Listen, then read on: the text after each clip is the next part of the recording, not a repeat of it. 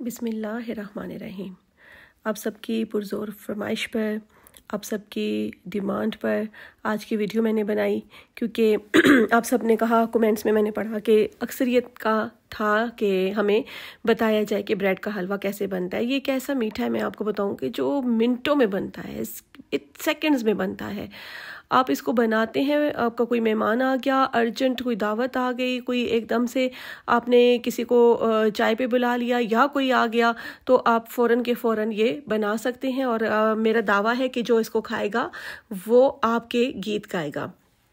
बहुत आसान सी इसकी चीज़ें हैं। इसके लिए आपको जो चीज़ें चाहिए, घी चाहिए, चीनी चाहिए, और आपको दूध चाहिए, और आपको खजूरें चाहिए। मैंने खजूरें ली हैं, वैसे आप नट्स ले सकते हैं कोई से भी।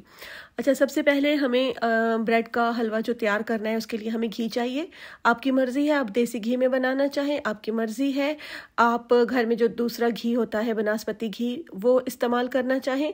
अगर आपके पास घी नहीं है ना, आप ऑयल में बनाना चाहें तो आप उसमें भी बना सकते हैं। इसलिए इसमें कोई ऐसी सख्ती वाली बात नहीं है कि कोई ख़ास किस्म का घी हो तो आपका हलवा बनेगा, जो भी अवेलेबल हो। फिर आपने ले लेना है चीनी। अच्छा, हमने एक पैक लिया था ना डबल रोटी का, तो उसमें हमने जो है वो घी लिया, और फिर उसके बाद चीनी ली, फिर हमने दूध लिया। दूध भी आप अपनी मर्ज़ी से कम ज़्यादा कर सकते हैं, चीनी भी आप हस्ब ज़रूरत। कुछ लोग कम मीठा लेते हैं, कुछ ज़्यादा। हमने 1 कप मीठा डाला था। दूध हमने तकरीबन 1.25 किलो डाला था। आप ज़्यादा डालना चाहें ज़्यादा डाल दें, कम डालना चाहें कम डाल दें। दूध ना हो तो आप मलाई भी डाल सकते हैं। और फिर आखिर में ये जो खजूरें थी ना, ये गार्निश करने के लिए, और उसके अंदर भी हमने डाली थी, और ऊपर भी उसको, हलवे को हमने खजूरें से सजा दिया था। आपके पास जो चीज़ अवेलेबल हो, अगर आपके पास नट्स हैं, बादाम वगैरह हैं, पिस्ता है, अखरोट है, जो भी है तो आप उससे कर सकते हो। अच्छा, फिर आपने ऐसे करना है कि आपने डबल रोटी ले लेनी है, अपनी ब्रेड ले लेनी है, और उसको आपने थोड़ा छोटे टुकड़े कर लेने हैं। फिर आपने अपना जो पैन है उसमें घी डालना है, और घी डालकर आपने उसके अंदर ही साथ ही उसके डबल रोटी डाल देनी है, अपनी ब्रेड डाल देनी है। उसको थोड़ा भूनना है आपने। उसको जब आप भूनेंगे ना, तो उसका कलर बड़ा प्यारा सा, खूबसूरत सा, गोल्डन ब्राउन सा जब हो जाए, बहुत उसको जलाना नहीं है, हल्का गोल्डन ब्राउन, सुनहरी, हल्का हल्का सुनहरी जब हो जाए, तो फिर आपने उसके अंदर चीनी डाल लेनी है। अच्छा, अगर आप चाहें तो चीनी डालें, अगर आप चाहें तो शक्कर भी डाल सकते हैं। शक्कर के साथ भी बहुत अच्छा फ्लेवर आता है इसका। ये आपकी अपनी मर्ज़ी है। फिर जब आप इसको भून लेना, जब आपका कलर भी सही हो गया, आपने भून लिया, फिर आपने इसमें दूध शामिल कर लेना है। दूध आप चाहें तो आप ले सकते हैं, हमने तकरीबन किलो लिया था। अगर आप लेना चाहें 1.25 किलो, 1.5 किलो, एक जो बड़ा पैक होता है डबल रोटी का, एक तो बहुत बड़ा है, वो नहीं, नॉर्मल जो साइज़ होता है, उसमें हमने 1 किलो दूध डाला था। अगर आप ज़्यादा कम दूध करना चाहें या कम करना चाहें तो आपकी अपनी मर्ज़ी है, आप कर सकते हैं। इसके बाद आपने इसको जब दूध डाल दिया तो फिर आपने इसको थोड़ा भूनना है, और उस वक्त तक भूनना है कि जब तक आपका जो हलवा है वो जो जैसे प्रॉपर हलवे की शक्ल होती है उसमें ना आ जाए।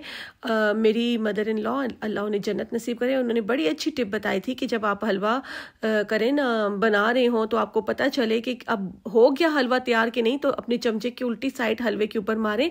अगर चमचे के ऊपर हलवा नहीं लगता तो इसका मतलब कि आपका हलवा तैयार हो चुका है।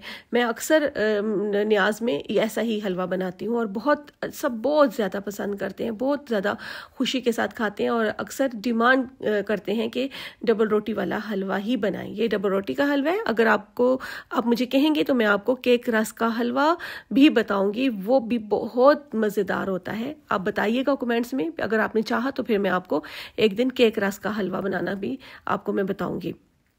और हमेशा याद रखें कि जब भी अल्लाह ताला आपको कोई चीज़ अता फरमाता है तो उसका शुक्र अदा किया करें। जब भी कोई खाना बनाएं, पहले बिस्मिल्लाहिर्रहमानिर्रहीम पढ़ा करें।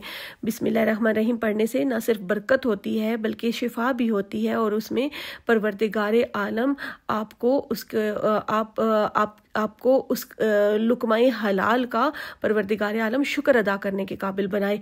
जब भी अल्लाह की नेमतें आप पाएँ तो ज़रूर अल्लाह का शुक्र भी अदा किया करें। और और जब हलवा आपका तैयार हो जाए तो फिर उसको आप सजा लीजिए, किसी भी अच्छे से बर्तन में डाल के, आप डोंगे में डालना चाहें, डिश में डालना चाहें, जिसमें आप डालना चाहें, डाल के सलीके के साथ, तरीके के साथ आप उसके ऊपर चांदी के वर्क लगाएं तो बहुत अच्छे लगते हैं। मेरे पास थे नहीं इसलिए मैंने उस वक्त नहीं लगाए।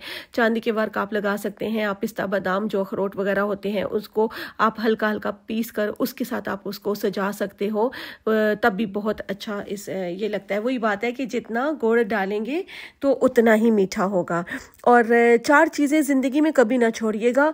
जिक्र ना छोड़िएगा कि जिक्र छोड़ेंगे तो महरूम रह जाएंगे। शुक्र ना छोड़िएगा, शुक्र छोड़ेंगे तो नेमतों की किल्लत हो जाएगी।